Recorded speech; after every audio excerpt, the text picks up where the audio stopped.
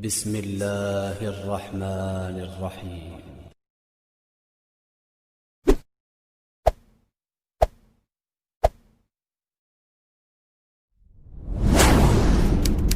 Makanya kalau kita melihat dalam satu hadis yang diriwayatkan dari Abu Dawud, bahwasanya menilai keutamaan manusia itu di hadapan Allah itu banyak. Indikator untuk menilai keutamaan manusia itu indikatornya banyak. Tapi salah satu indikator untuk menilai keutamaan manusia itu dikatakan oleh Rasulullah, Inna awlan nasi billahi man bada'ahum bissalam. Orang yang paling utama di sisi Allah adalah orang yang senantiasa memulai untuk mengucapkan salam. Ya, dia itu senantiasa memulai untuk mengucapkan salam. Jadi ternyata salam itu bukan seremonial. Salam itu bukan hanya ucapan berulang-ulang tanpa makna. Tapi salam itu representasi dari kekuatan dan doa. Dan sesungguhnya salam itu, Masya Allah, sesungguhnya salam itu indikator untuk menilai keutamaan manusia di hadapan Allah. Salah satunya adalah dengan salamnya. Makanya Nabi mengatakan, Inna awlan nasi billah. Orang yang paling utama di sisi Allah itu siapa? Man bada'ahum bissalam. Orang yang selalu memulai di antara manusia untuk memberikan salam. Makanya inilah yang menjadikan kita mengerti, nah, salam itu merupakan perkara dari syiarnya Allah. Perkara dari syiarnya keislaman itu adalah bagaimana kita memberikan salam, dan ini merupakan hal yang besar. Karena keutamaan kita di sisi Allah salah satunya diukur oleh Allah, diukur oleh Nabi. Dari keberadaan dia ketika senantiasa memperhatikan ucapan salamnya, dan selalu lebih dulu mengucapkan salamnya daripada yang lainnya. Jadi kalau ada orang kemudian Assalamualaikum, Assalamualaikum, senang dia mengucapkan salam, maka itu indikator inna awlan nasi billah. Ini orang yang memiliki keutamaan di sisi Allah. Allah itu paling senang kalau apa yang Allah ajarkan kemudian diajarkan oleh kita. Contoh, kita ini kalau lihat geng motor ataupun geng-geng mafia, yakuza dan yang lainnya, itu mereka punya salam sendiri.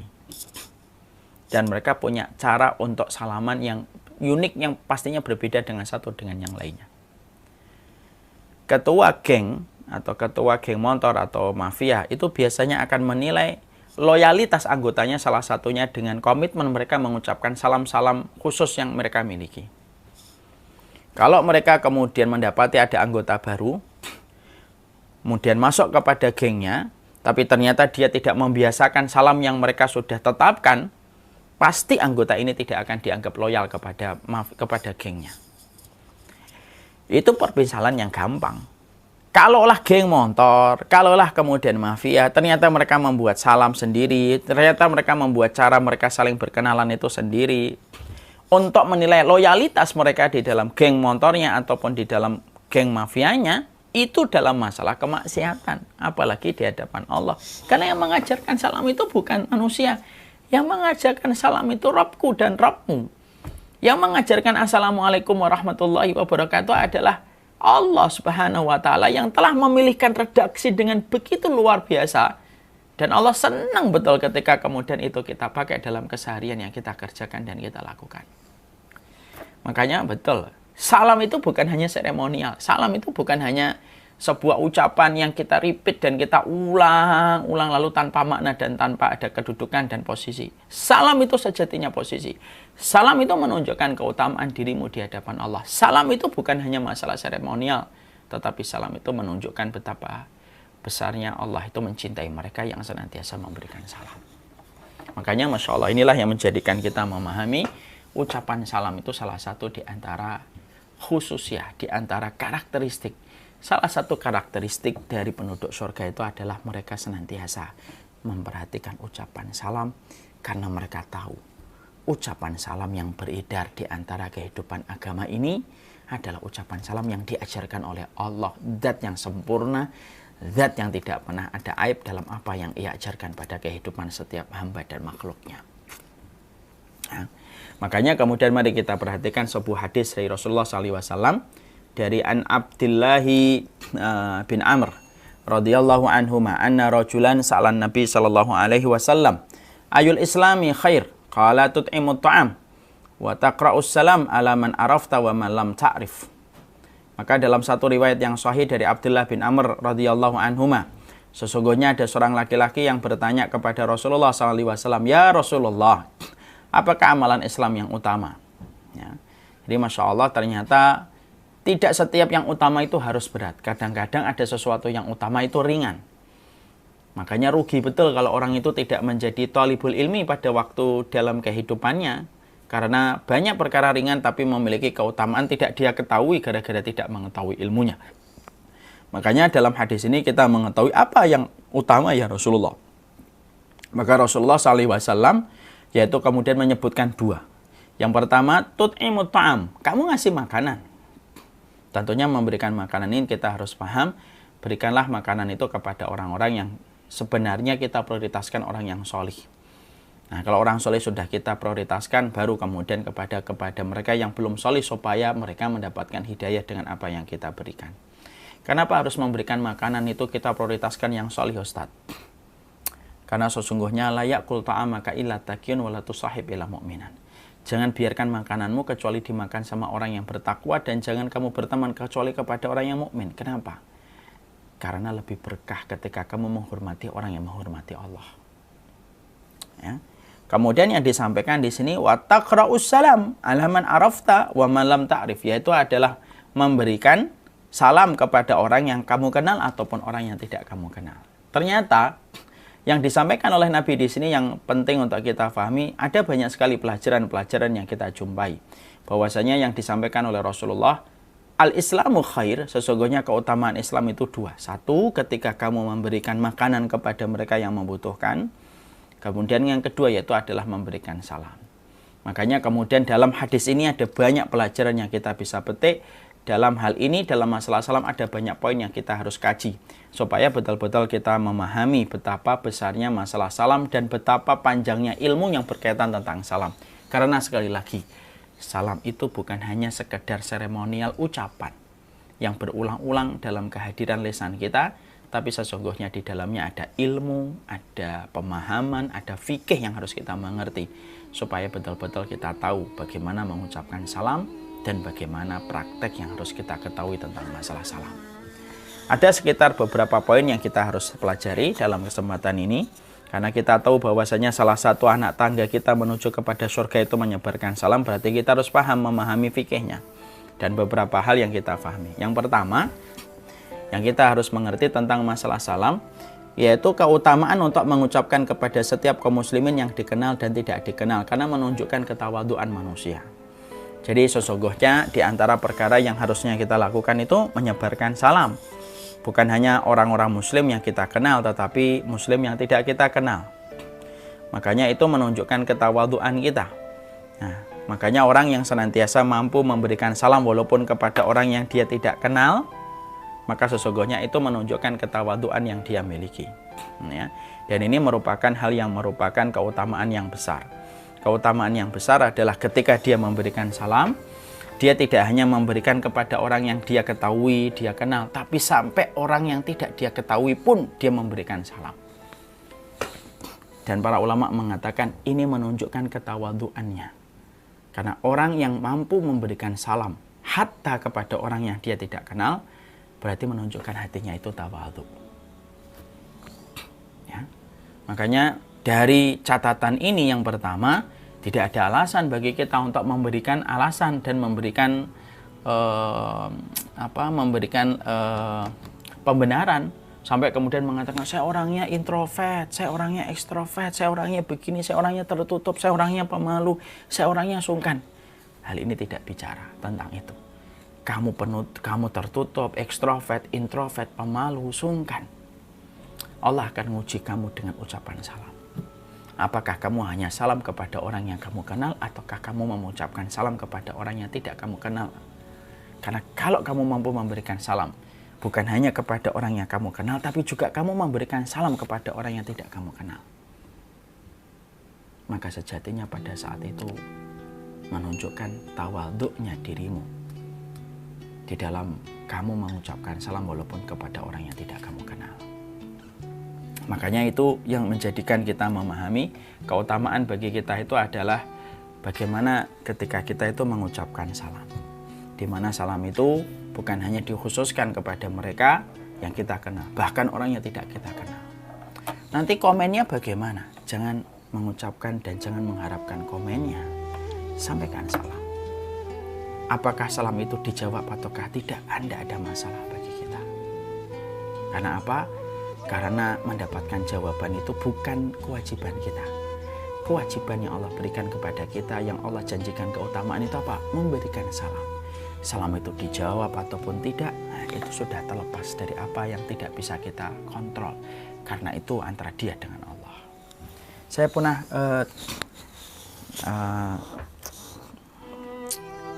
pernah punya obrolan dengan salah satu teman saya. Saya berkata, saya ini pernah ngelewatin ada orang-orang yang mereka itu, ini kisah ya, saya nggak nambahin ya.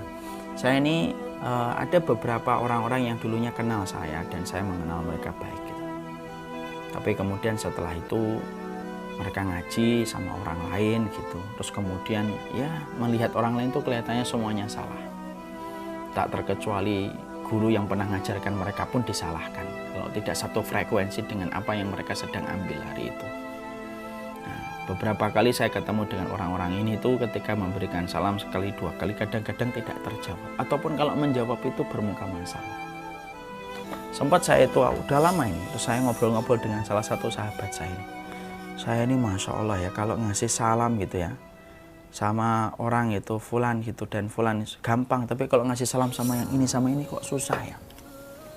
Teman saya itu Masya Allah ngasih nasihatnya bagus. Dia berkata, antum itu kalau salamnya ikhlas akhi, mau dia jawab atau tidak mau jawab mah bukan masalah antum. Kasih aja salam, walaupun dia bermuka masam, ngeliatin antum seakan-akan antum orang yang sesat di hadapan dia, tetap aja kasih salam.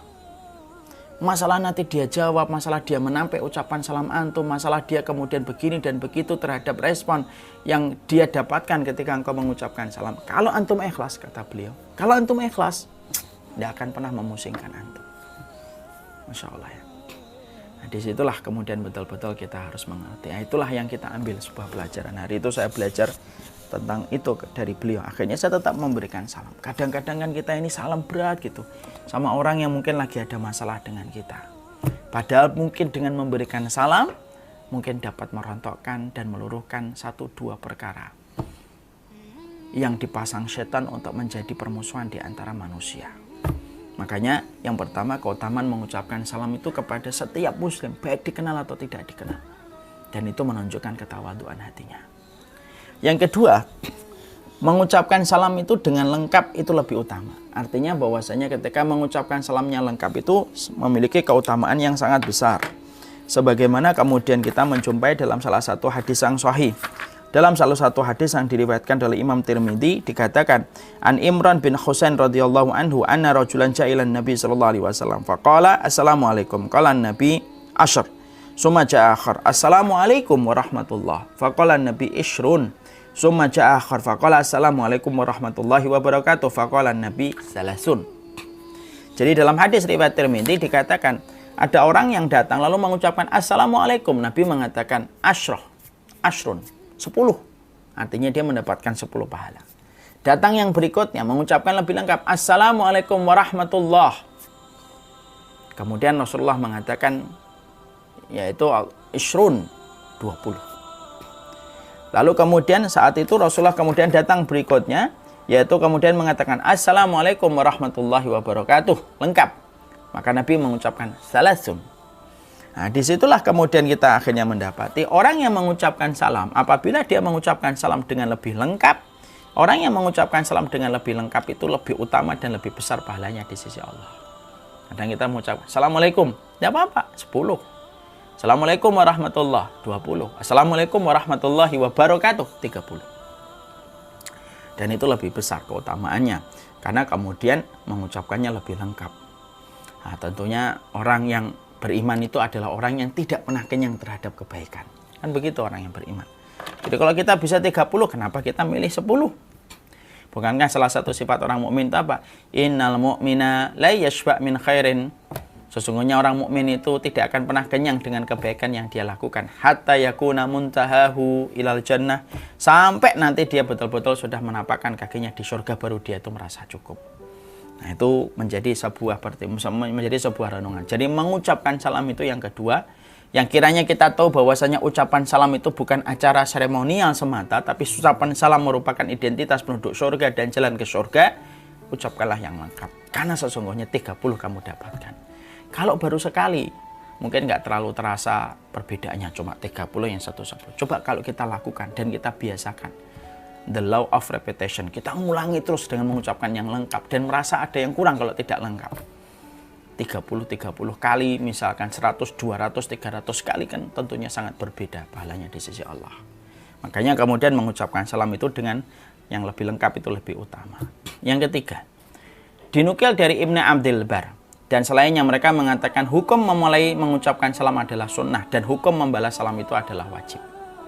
Jadi memulai salam itu hukumnya sunnah. Jadi misalkan contoh, tadi saya menyampaikan kajian. Kemudian pembawa acara sudah mengucapkan Assalamualaikum. Saya tinggal mengucapkan dalam bentuk tahmid kepada Allah, kemudian tasbih kepada Allah. Maka mengucapkan salam itu hukumnya sunnah. Tetapi bagi yang mendengarnya hukumnya adalah wajib. Bagi yang mendengarnya itu hukumnya adalah wajib. Mungkin ada yang bertanya, gimana salam itu kalau dari alat? Bel, ting tong, bunyinya Assalamualaikum. Nah, kalau semacam itu hukumnya tidak lagi menjadi wajib. Ya, karena dibentuk dari bel. Makanya tentunya kita paham ya, mendapatkan ucapan salam itu Masya Allah itu doa. Apalagi kalau yang datang ke rumah kita orang yang solih itu, dari salamnya aja kita mendapatkan keutamaan. Pernah membaca sebuah riwayat, ada seorang sahabat, Rasulullah datang ke rumah salah satu sahabat, Rasulullah ngetok pintu. Assalamualaikum warahmatullahi wabarakatuh. Penghuni rumah itu tahu Rasulullah gitu. Mereka menjawabnya pelan-pelan. Waalaikumsalam warahmatullahi wabarakatuh. Nabi tentunya dari luar nggak mendengar. Assalamualaikum warahmatullahi wabarakatuh. Mereka jawab, Waalaikumsalam warahmatullahi wabarakatuh. Tentunya Nabi tidak mendengar lagi. Yang lebih keras. Assalamualaikum warahmatullahi wabarakatuh. Kemudian barulah mereka yang ketiga, karena mereka tahu ini ketiga, kalau tidak dijawab akan kembali Rasulullah, karena ketukan itu ketiga aja. Maka mereka baru menjawab keras, Waalaikumsalam warahmatullahi wabarakatuh ya Rasulullah. Lalu Rasulullah bertanya, kenapa kalian tidak menjawab salamku dari yang pertama? Ya Rasulullah, tidaklah kami menjawabnya secara pelan-pelan supaya engkau menambahkan lagi doa dan menambahkan lagi doa untuk keberkahan rumah kami. Makanya sebaik-baik rumah itu yang dikunjungi sama orang solih. Karena salamnya aja sudah memberikan keberkahan dalam rumah kita. Makanya Masya Allah. Makanya kalau kemudian kita memiliki rumah sampai kemudian menjadi tempat datangnya orang-orang solih itu senang. Salah satu keberkahan rumah itu bukan hanya yang lapang. Tapi ketika rumahmu menjadi tempat yang lapang, ketika banyak orang yang beriman nyaman di rumahmu, Masya Allah, keberkahan itu adalah banyak. Maka kemudian disitulah Ibnu Abdul Bar itu mengatakan mengucapkan salam itu hukumnya sunnah, adapun membalasnya itu adalah wajib. Ya. Kemudian yang keempat yang kita harus paham, salah satu indikator keikhlasan hati manusia dikatakan oleh Imam At-Tahawi, At-Tabrani, Baihaqi dan yang lainnya, bahwasanya orang yang mengucapkan salam kepada mereka yang tidak dia kenal itu bukan hanya menunjukkan ketawaduan hatinya. Bahkan para ulama itu sampai berkata, Imam Bukhari itu berkata, sesungguhnya orang yang, Imam Ibnu Hajar itu berkata, orang yang mampu mengucapkan dan membiasakan salam hatta sama orang yang dia tidak kenal, itu menunjukkan keikhlasan hatinya. Kenapa? Dia berani memperlihatkan syiar Islam walaupun sama orang yang tidak kenal dan dia tidak mengenalnya. Jadi ini tambahan dari poin yang tadi kita bahas pada poin yang pertama. Poin 4 bergandengan dengan poin yang pertama. Jadi kemudian poin yang keempat, kalau kamu memberikan salam sama orang yang tidak kamu kenal, itu berarti menunjukkan kamu orangnya tawadhu. Kalau kamu memberikan salam sama orang yang tidak dikenal, menunjukkan hatimu itu ikhlas. Tawadhu dan ikhlas ketemu. Dan itu menunjukkan kepada kita. Dan kita harus paham ya, termasuk di antara tanda akhir zaman itu dikatakan oleh Rasulullah, min asyratis sa'ah ayyamura rajul bil masjid la yusalli fihi wa la yusallim illa ala man ya'rifuhu. Di antara tanda kiamat itu adalah orang melewati masjid tapi dia tidak sholat. Kan sekarang kejadian kan melewati masjid, melewat jalan supaya jalan lebih cepat kalau lewat gang masjid, Atau kemudian nyari tempat kencing, ketemunya masjid, akhirnya di masjid cuma kencing doang, tidak sholat, melanjutkan kembali. Maka sebagaimana ini terjadi, lalu kemudian dikatakan oleh Rasulullah, dan dia mengucapkan salam hanya kepada orang yang dia kenal. Jadi kalau kita termasuk yang mengucapkan salam kepada orang yang kita kenal doang, termasuk salah satu di antara hal yang kurang baik. Makanya orang yang mampu memberikan salam sama orang yang dia tidak kenal, maka sesungguhnya orang yang mampu memberikan salam kepada orang yang tidak dia kenal, maka itu merupakan bagian dari tawaduknya hati manusia dan ikhlasnya hati manusia. Kemudian yang berikutnya, sampai Imam Ibnu Hajar itu berkata, selanjutnya Imam Ibnu Hajar masih poin yang keempat, Ibnu Hajar berkata, mengucapkan salam kepada mereka yang tidak dikenal merupakan tanda ikhlas dalam beramal. Tanda tawadhu atau rendah dirinya, dan menyebarkan salam itu merupakan syiar dari umat ini. Itu yang tadi saya sampaikan.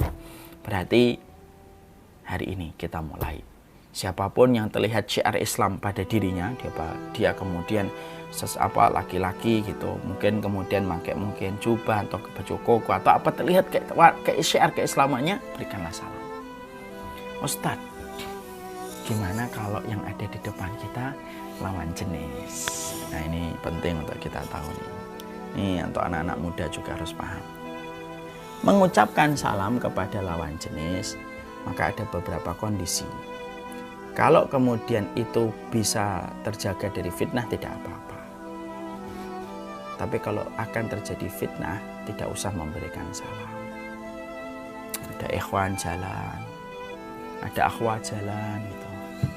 Terus kemudian assalamualaikum, tapi sifatnya untuk menjadi fitnah, tidak boleh. Tidak boleh. Tapi memberikan salam boleh. Misalkan ada kerumunan, ada akhwat, kerumunan ummahat, terus kita lewat, assalamualaikum, tanpa kita melihat dan kemudian memandangnya melampaui batas, kita lewat sembari assalamualaikum, tapi kita lewat, boleh, tidak apa-apa. Ya, makanya kemudian tentunya ini harus dibahas, jangan sampai dengan atas nama mengucapkan salam gitu ya, dan mengatasnamakan tadi mengucapkan salam kepada yang tidak dikenal itu tanda tawaduk dan ikhlas, akhirnya nyari akhwat-akhwat yang tidak dikenal, nyari ikhwan yang tidak dikenal hanya untuk mengucapin assalamualaikum warahmatullahi wabarakatuh, walaupun kita tidak kenal. Salam ini aku ucapkan untuk menunjukkan tawaduknya saya dan ikhlasnya saya dalam mengucapkan salam. Nah, ini tentunya ini modus ini tentunya adalah modus yang kita harus hindari. Jadi mengucapkan salam kepada lawan jenis tentunya ada etika dan adabnya. Ya, kalau kiranya salam itu akan menimbulkan fitnah, jangan. Ya, karena untuk menjaga dari hal-hal yang tidak kita inginkan. Kemudian yang berikutnya yang disampaikan yang kelima yaitu adalah bahwasanya siapa yang memulai salam itu disampaikan Rasulullah kemudian memberikan teknisnya, SOP di dalam memberikan salam. Yusallimur raqib alal masyi wal masyi alal qa'id wal qalil alal katsir. Hendaklah orang yang berkendara memberikan salam sama orang yang berjalan. Naik motor, naik mobil, ada orang jalan, buka mobilnya, jangan nunggu. Kok Pak nggak salam sama saya Pak? Nah, yang salam yang di mobil. Assalamualaikum warahmatullahi wabarakatuh. Kemudian yang berjalan memberikan salam sama orang yang duduk. Assalamualaikum warahmatullahi wabarakatuh. Orang yang sedikit memberikan salam kepada orang yang banyak. Orang yang muda memberikan salam sama orang yang tua. Nah, itu cara kita kemudian memberikan salam. Ya. Maka kemudian itu merupakan petunjuk yang disampaikan oleh Rasulullah SAW. Supaya kita ngerti siapa yang sejatinya berhak untuk memberikan salam terlebih dahulu. Tapi Ustadz, karena saya tahu bahwasanya inna aulan nasi billahi man bada'uhum bisalam. Karena tadi antum mengatakan orang yang besar keutamanya di sisi Allah adalah orang yang mengucapkan salam. Boleh nggak saya mulai dulu Ustaz? Walaupun saya dalam kondisi sedang berjalan, saya nyapa teman saya di atas mobil. Silahkan. Assalamualaikum warahmatullahi wabarakatuh. Rebutan duluan. Silahkan, tidak apa-apa. Tapi kalau dalam kondisi normal, yang di atas mobil memberikan salam sama yang jalan. Yang jalan memberikan salam sama orang yang duduk. Orang yang sedikit memberikan salam kepada yang tua. Yang muda memberikan salam kepada yang tua. Nah, itu yang kita harus mengerti. Yang keenam, yang disampaikan oleh kemudian para ulama, yaitu adalah balaslah salam dengan yang lebih baik, ya, atau minimal yang semisal. Allah menyampaikan dalam surat An-Nisa 86, wa idza huyyitum bi tahiyyatin fahayyu bi ahsani minha aw rudduha. Yaitu apabila kamu diberikan penghormatan, maka balaslah penghormatan dengan yang lebih baik. Atau balaslah dengan penghormatan yang sama. Ya, jangan sampai kemudian salamnya lengkap, jawabnya singkat. Assalamualaikum warahmatullahi wabarakatuh. Waalaikumsalam. Nah, ini tentunya tidak selayaknya. Assalamualaikum warahmatullahi wabarakatuh. Waalaikumsalam warahmatullahi wabarakatuh. Atau ada orang salam, Assalamualaikum. Jawab, Waalaikumsalam warahmatullahi wabarakatuh. 30. Maka kemudian, nah itu tentunya kalau sudah kayak gitu nanti jangan hitung-hitungan. Assalamualaikum. Alah cuma 10. Rugi lo. Nih kayak saya nih, Waalaikumsalam warahmatullahi wabarakatuh. 30. 10 ya, beda ya. Itu akhirnya jadi sombong. Tapi nah, itu kemudian kita tentunya mengucapkan salam itu tentunya yang lebih baik. Ya. Kalau dia mengucapkan Assalamualaikum warahmatullahi wabarakatuh, Waalaikumsalam warahmatullahi wabarakatuh. Kalau dia mengucapkan Waalaikumsalam, Waalaikumsalam warahmatullahi wabarakatuh. Maka itulah di antara ucapan-ucapan yang kita harus mengerti surat An-Nisa 86. Kemudian yang ketujuh, ya ini harus paham, jangan menyingkat ucapan salam dalam tulisan. ASS, S. Ibnu Muflih berkata kalimat syariah itu tidak boleh disingkat. Mengucapkan Allahu Azza wa Jalla, Allah AZCWJJL, nggak boleh. Kalau memang nggak mau nulis lengkap, nggak usah ditulis, daripada ditulis tapi disingkat-singkat. Itu kata para ulama. Sallallahu alaihi wasallam SAW, Subhanahu wa ta'ala SWT. Assalamualaikum ASKM atau ASS. Kenapa nggak boleh, Ustaz? Salam itu datang dari sisi Allah. Lalu bagaimana kita kedudukannya di sisi Allah kalau kita menyingkatnya? Tidak boleh disingkat. Kalau memang kita malas untuk nulis, ya nggak usah ditulis. Lebih baik nggak usah ditulis. Sekalian aja. Gimana akhi kabarnya gini-gini? Udah lebih baik daripada Assalamualaikum akhi. Atau gimana kabarnya akhi? Enggak. Ucapkanlah yang lengkap, jangan disingkat-singkat. Karena kemudian termasuk di antara takzimnya kita kepada kalimat-kalimat syariah, yaitu janganlah kamu menyingkat setiap kalimat-kalimat syariah yang telah ditetapkan oleh Allah Subhanahu wa taala. Itu yang ketujuh. Kemudian yang kedelapan, apabila mengucapkan salam disampaikan untuk halayak ramai, maka fardu kifayah yang menjawabnya. Misalkan saya mengucapkan dalam satu kelas, Assalamualaikum warahmatullahi wabarakatuh, Waalaikumsalam. Satu kelas ada 100 orang, tidak setiap orang wajib. Kalau sudah ada beberapa yang menjawab, sudah selesai. Yang tidak menjawab tidak dosa. Kenapa fardu kifayah itu ida amilal ba'd atau ida saqata anil ba'd. Kalau sudah sebagian yang melakukan, sebagian itu sudah gugur kewajibannya. Ya. Ustadz, gimana kalau kemudian kita pengen memberikan salam gitu, di situ tercampur laki-laki, di situ tercampur muslim dan tidak muslim. Kita ngasih salam atau tidak? Ngasih salam. Tapi niat kita untuk memberikan salam kepada yang muslim. Assalamualaikum warahmatullahi wabarakatuh. Walaupun di situ ada non muslim, walaupun di situ ada orang kafirnya, tetap kita memberikan salamnya itu. Kalau memang di situ ada kaum musliminnya. Sama nih dengan ketika kita hari ini, ketika di jalan gitu, kita tidak ngerti ini muslim atau enggak ya. Maka tetap kalau memang kita, sebagian ulama mengatakan, kalau kamu ragu apakah dia muslim atau tidak muslim, ya nggak apa-apa tidak mengucapkan. Tapi kalau memang kamu tahu dia muslim, walaupun dia tidak memperlihatkan syiar-syiar Islam dalam kehidupan fisiknya, tetap kalau kamu dia tidak tahu, maka boleh untuk menahan. Atau boleh mengucapkan salam. Sampai nanti betul-betul tahu kalau dia itu bukan muslim. Nah, itu termasuk fikihnya. Kemudian yang ke-9. Nah, tidak boleh bagi kita mencampurkan salam dengan salam-salam agama yang lain. Enggak boleh lah. Kan salam-salam aja. Menjadi muslim. Bukan ketika kita tidak mengucapkan salam di agama yang lain itu bukan berarti tidak toleran. Toleran kan bukan begitu. Toleran itu adalah bagaimana kita menghormati orang lain pada agama yang dia yakini. Untuk tidak kita dolimi, tidak kita sakiti, tidak kita ambil haknya. Itu toleran. Bukan mencampur adukkan sesuatu yang sudah jelas bagi kita keimanan kita. Dan jangan sampai menyebut orang yang tidak mau mencampurkan salamnya dengan salam agama yang lain itu berarti radikal. Radikal itu sekarang itu menjadi sebuah kata dan menjadi sebuah status yang hanya diucapkan sebagian orang menurut definisi subjektif dia. Menurut definisi subjektif dia. Tidak dikembalikan kepada definisi yang objektif. Dan maaf ya, jangan ngajarin Islam itu toleransi. Islam sudah tamat tentang toleransi. Itu sama dengan ngajarin ikan berenang. Itu sama dengan ngajarin orang Jawa memasak bakwan. Itu sama dengan ngajarin orang Malang buat bakso tekwan Malang. Itu sudah selesai.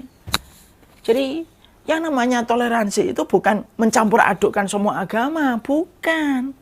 Tapi toleransi itu adalah bagaimana kita tetap meyakini apa yang kita yakini tanpa kita menyakiti orang lain dengan mengambil haknya. Menyakiti itu apa? Mengambil haknya, mendoliminya, menyakitinya, mengambil kehormatan dirinya. Anda boleh. Tapi ketika kita mengatakan bahwasanya kita tidak mencampurkan, kita tidak menyebut salamnya, atau kita menyebutnya dia kafir, bukan berarti tidak toleran kayak gitu. Sekarang itu salah satu di antara konsekuensi zaman fitnah itu apa? Kita dipaksa untuk memahami toleransi menurut orang yang tidak paham. Jadi orang yang paham agama disuruh untuk mengikuti paham toleransi menurut orang yang tidak paham. Nah itu kan bahaya. Harusnya orang yang tidak paham itu ngikutin orang yang paham, jangan dibalik. Dan kalaupun misalkan saya mengucapkan Assalamualaikum warahmatullahi wabarakatuh, saya sering misalkan di kantor ada orang-orang non-muslim yang ikut dalam kajian. Dikatakan Ustaznya ada non-muslimnya. Ya sudah, Masya Allah saya mengatakan moga-moga mendapatkan hidayah. Tapi kalau saya salam, ya salam aja. Assalamualaikum warahmatullahi wabarakatuh. Dan saya tidak perlu untuk mengucapkan salam pada agama-agama yang lainnya. Tunjukkan identitas kita seorang muslim. Menunjukkan identitas seorang muslim itu merupakan sebuah kebaikan yang Allah lihat dari diri kita. Cuma ketika kita mengucapkan itu, bukan berarti setelah itu kita mendolimi orang pada agama lain. Enggak. Nah itu yang kita harus mengerti. Tidak boleh mengucapkan salam dari agama yang lain. Kemudian sebagaimana yang kita harus pahami, yang ke-10, yaitu adalah kalau ada orang yang ini yang ke-9, yang ke-10, yaitu adalah kalau ada orang yang mengucapkan, orang kafir, orang non-muslim mengucapkan salam kepada kita, maka bagaimana cara menjawabnya? Mari kita lihat pada hadis yang ada di berikut ini. Maka dikatakan dalam hadis dari Fadil Maro Yahudiyun. Dikatakan dalam satu hadis Maro Yahudiyun bi Rasulillahi sallallahu alaihi wasallam faqala assalamu alayka faqala Rasulullah sallallahu alaihi wasallam wa alayka faqala Nabi sallallahu alaihi wasallam faqala Rasulullah atadruna ma yaqulu qala assalamu alayka qalu ya Rasulullah ala naqtuluhu la idza sallama alaikum ahlul kitab faqulu wa alaikum.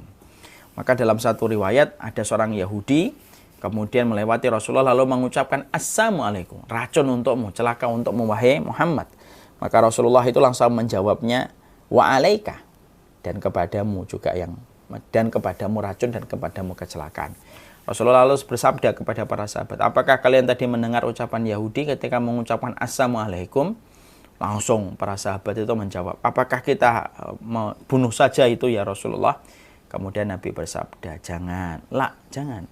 Pokoknya kalian harus belajar. Kalau kemudian kalau mereka itu mengucapkan salam, orang-orang kafir mengucapkan salam kepada kalian, maka ucapkanlah wa'alaikum. Kadang-kadang kita mendapati ada orang ucapnya assalamualaikum, padahal dia bukan seorang muslim. Cara menjawabnya wa'alaikum. Assalamualaikum, waalaikum. Gitu. Nah, itulah yang kemudian kita harus mengerti. Jadi disinilah kita mengerti toleransi itu harus dikembalikan kepada pengertian yang syar'i, referensi yang jelas. Jangan dikembalikan toleransi kepada orang yang sejatinya tidak paham agama, lalu merasa sok paham tentang agama. Orang yang tidak pernah belajar arsitektur aja nahan diri untuk tidak bicara tentang masalah arsitektur kok Pak. Orang yang tidak pernah belajar teknik mesin juga menahan diri untuk tidak bicara tentang teknik mesin. Maka di situ juga kita harus paham. Orang yang tidak paham agama itu harusnya mengikuti orang yang paham agama. Tapi inilah zaman fitnah. Orang yang tidak paham agama pengennya diikuti oleh mereka yang paham agama. Nah, jadilah banyak keburukan yang kita peroleh. Nah, inilah yang menjadikan kita memahami poin yang ke-14, keutamaan menyebarkan salam. Disinilah kita mengetahui agama yang sangat memperhatikan ucapan adalah Islam. Karena ucapan dan doa itu merupakan salah satu perkara yang berbanding lurus dengan kualitas kehidupan kita. Semoga Allah memberkahi poin yang ke-14 yang kita telah baca. Semoga Allah memberikan rahmat kepada kita dalam segala urusan kita. Semoga kita senantiasa menjadi salah satu di antara orang yang terobsesi menebarkan salam di atas muka bumi. Karena kedudukan kita di sisi Allah tergantung bagaimana komitmen kita untuk menyebarkan salam. Wallahu a'lam bishawab, ini yang dapat saya sampaikan. Saya serahkan kembali kepada pembicara.